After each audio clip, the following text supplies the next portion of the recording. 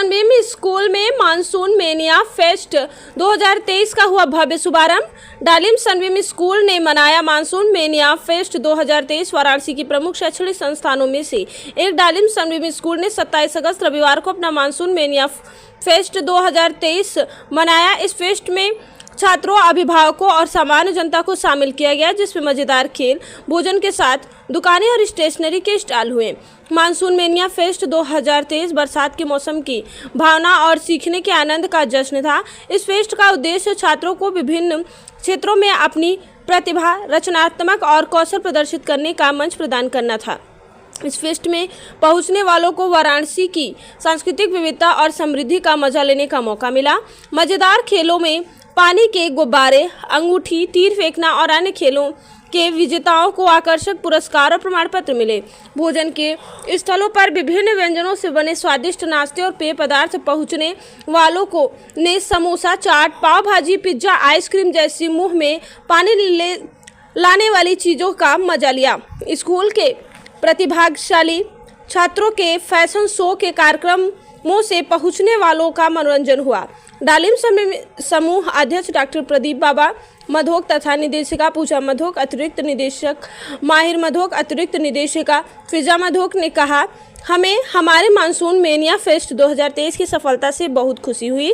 यह प्रकृति की सुंदरता और समृद्धि को मनाने का एक शानदार मौका था। साथ ही परिवार और मित्रों के साथ मस्ती करने का हमारे सभी मेहमानों को उनकी सहभागिता और सहयोग के लिए खुशी हुई।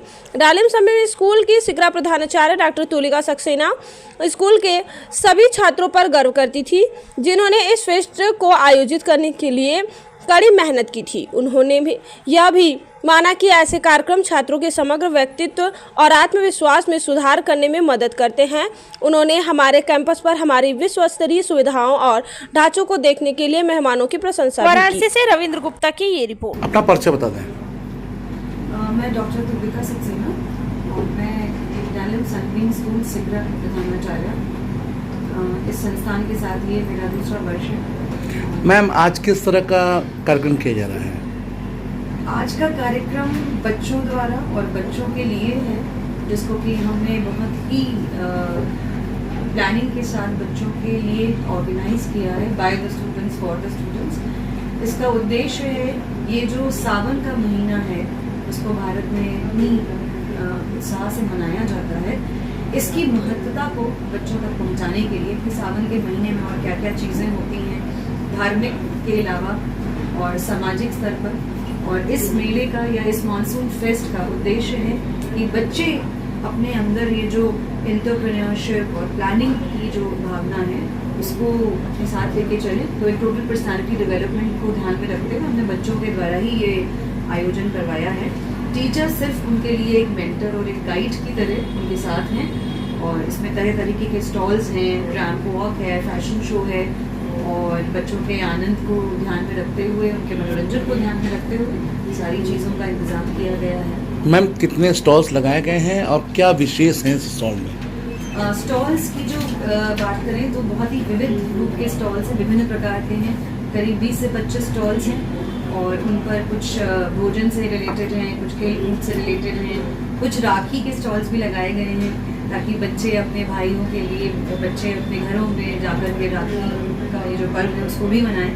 तो वो भी स्टॉल्स हैं, राखियाँ बच्चों के द्वारा बनाई भी गई हैं। और इसमें एक और विषय हमने कोशिश किया है जिसको कि भारत सरकार बहुत ज़्यादा उत्सुकता से चाहती है कि स्कूल के बच्चे इस बारे में बात करें, और वो है SDG गोल्स।